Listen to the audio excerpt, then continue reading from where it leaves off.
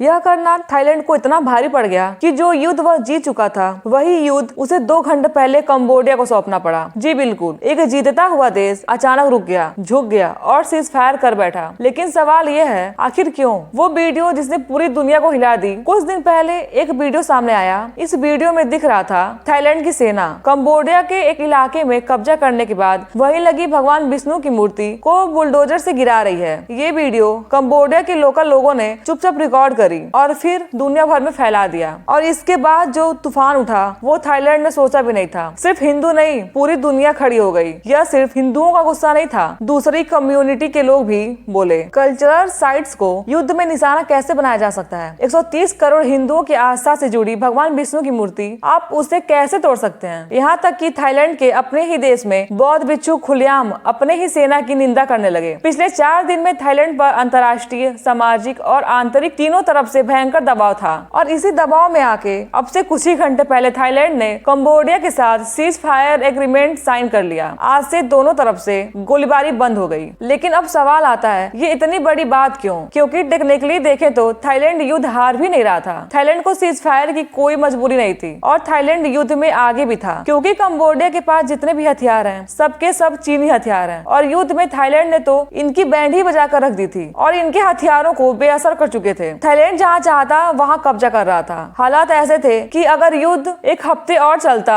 तो 60% से ज्यादा कंबोडिया थाईलैंड के कंट्रोल में होता, यानी डोमिनेंस पूरी तरह थाईलैंड का था। फिर भी वह रुक गया और अब इसके पीछे की असली वजह समझते हैं। दरअसल थाईलैंड की 20 से 25% जीडीपी सिर्फ टूरिज्म से आती है, यानी हर 4 रुपए में से 1 रुपया टूरिस्ट देते हैं। और टूरिज्म में सबसे अहम रोल किसका है? भारत का। दरअसल थाईलैंड आने वाले टूरिस्टों में भारत अभी नंबर 3 पर है। बस यही नहीं, इसके पीछे भी एक कहानी है। दरअसल चीन से आने वाले टूरिस्ट 34% की रफ्तार से गिर रहे हैं और आने वाले अगले 2 साल में भारत नंबर 1 बनने वाला है। मतलब साफ है, भारतीय टूरिस्ट थाईलैंड की अर्थव्यवस्था की रीढ़ है। और इस बात को कंबोडिया भी समझता था। इसीलिए पिछले 4 दिनों में सोशल मीडिया पर एक कैंपेन चलाया जा रहा है कि देखो हिंदुओं, तुम जहाँ घूमते हो ना वही देश तुम्हारे देवी देवताओं की मूर्ति तोड़ रहा है। और यहाँ मैं आपको एक बात साफ कर दूं, इसमें से जो 90% कंटेंट थे ना वो बिल्कुल ही फेक थे। और इनमें पुराने जर्जर मंदिरों की तस्वीरें दिखाकर कहा गया कि थाईलैंड एयर स्ट्राइक कर रहा है। असलियत ये है, कंबोडिया खुद अपने कई मंदिरों का संरक्षण नहीं कर पाता है, लेकिन इसका प्रोपेगेंडा पूरी तरह काम कर गया। इस घटिया बेवजह युद्ध में सबसे ज्यादा नुकसान न थाईलैंड का हुआ न कंबोडिया का। सबसे ज्यादा नुकसान हुआ हिंदू सभ्यताओं का, क्योंकि ये जो मंदिर तोड़ा गया है वो हिंदू सभ्यता के सबसे पुराने मंदिरों में से एक था। और ये मंदिर 10वीं-11वीं शताब्दी से ही बाढ़ झेल रहा था, भूकंप झेल रहा था, बिजली और बारिश भी झेल रहा था। लेकिन युद्ध जीतने के लालच में एक ही महीने में उन्हें वो नुकसान पहुंचाया जो हजारों साल से नहीं हुआ था। और इनमें दोनों देश जिम्मेदार हैं। और उसमें भारत सरकार को एक ठोस कदम उठाना चाहिए, क्योंकि भारत एक एकलौता देश है जो इतनी बड़ी हिंदू आबादी को प्रोटेक्ट करता है। तो मेरे हिसाब से भारत सरकार और भारत की जनता दोनों को डिप्लोमेटिक फोरम्स पर, सोशल मीडिया पर,